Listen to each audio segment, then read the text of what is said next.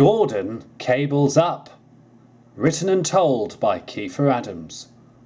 "I won't go," Gordon grumbled one morning. "Well, it looks like you don't have a choice," said Henry. "Why can't you do it?" Gordon grumbled. "Why does the Fat Controller always rely on me to do duties like this?" "Because for one thing," huffed Henry, "I'm still adjusting to this special coal, and my name is not Gordon, nor am I painted blue." Gordon sulked. Not too long ago, he had rescued Percy from a big bank of earth after Percy had prevented a serious accident. Gordon had rescued Percy with a mechanism that the Fat Controller had made. It was a towing winch, and since Gordon was the strongest engine on the railway, the Fat Controller had requested him to come to the yards whenever he could and do a series of tests with the cable. But he was not happy about it. "For goodness sake, Gordon, just get on with it," Edward snorted. "Fine," huffed Gordon, "but I'm only doing it because I want you all off the back of my buffers." And once Gordon was in steam, he puffed importantly away. "He's getting worse every day," exclaimed Henry. Edward muttered in agreement. "Cheer up, Gordon," said the Fat Controller. "I won't be keeping much of your time. I just want to see what this winch is capable of." "Yes, sir," Gordon muttered miserably. Over the next few days, which to Gordon felt like years, the Fat Controller would have the workmen derail trucks and coaches across the yard. Using the winch, Gordon would then pull them back on the rails again.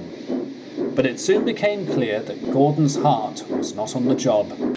He just wanted to go back to the express and feel important again. But with this towing winch, Gordon just felt useless. A few weeks later, and Gordon was still being put through his paces with the winch. Even after Henry came back from his rebuilding crew, Gordon was still miserable. One evening, the engines returned one by one at work to notice Gordon sulking. "Well, isn't this a sight for sore eyes?" smirked James as he backed in. "What's the matter, Gordon? Not enjoying your new role as rescue vehicle?" "It's degrading," Gordon snorted. "I just want to pull coaches again. Is that too much to ask?" "Typical," exclaimed Henry. "I've been away at crew for goodness knows how long, and as soon as I come back it's the same old story, Gordon. Perhaps the Fat Controller should send you over next." Gordon gave Henry a cold stare. "You just go to sleep like a sensible engine," he retorted. The engines did just that. But Henry would soon face the wrath of Gordon's temper the next morning, when he had a lot to say about whistling loudly in stations. A few more days went by, and Gordon was looking more and more depressed than ever. Just when he thought his spirits couldn't be any lower, Thomas scampered up from the branch line with Annie and Clarabelle.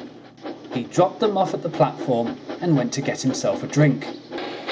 "There he is!" Thomas chuckled as he pulled up next to Gordon.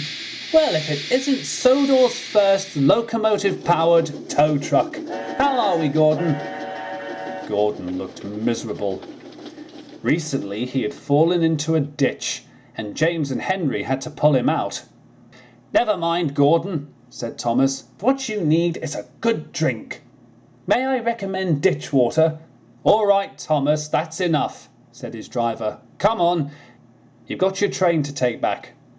Thomas giggled to himself and scampered off. "Goodbye, Gordon," he called. "Take my advice. Add a crane arm on your tender and you will look like a tow truck in no time." And off he scampered, laughing at his own wit. "Oh, the indignity," Gordon whimpered. The next day, Gordon was once again in his siding at the big station.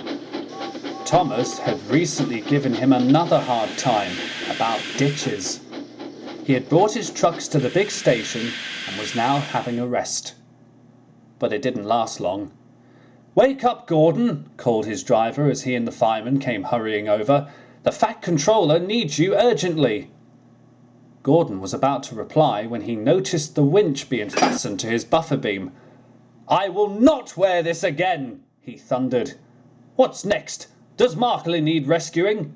"No," said the fireman. "Thomas does." "Thomas?" asked Gordon. "He's had an accident at the lead mine," said the driver. "We're to go and help him." "An accident?" asked Gordon. "What kind of accident? What's going on?" "Spit it out, gentlemen." "Thomas has fallen down a mine," said the fireman. "The ground's not level enough for a crane, so the Fat Controller wants you to pull him out with the winch." For the first time in a while, a big smile spread across Gordon's face. "Well, what are we waiting for?" he cried. "Let's go!"